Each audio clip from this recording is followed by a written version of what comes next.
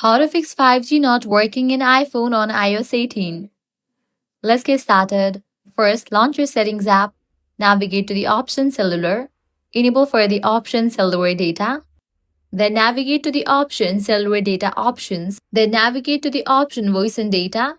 From there, check in for the option 5G Auto or 5G. Now you can head back, scroll down, click on the option General, click on the option VPN and Device Management. Make sure you are not connected to any VPN.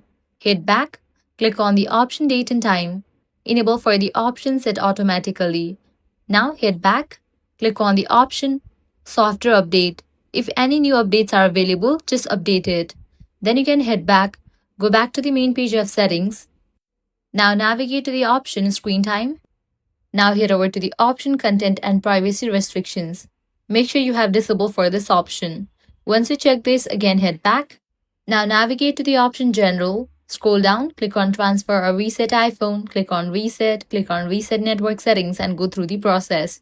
With these solutions, your 5G should work. So that's a wrap for this video. If this guide helped you out, don't forget to like, share and subscribe.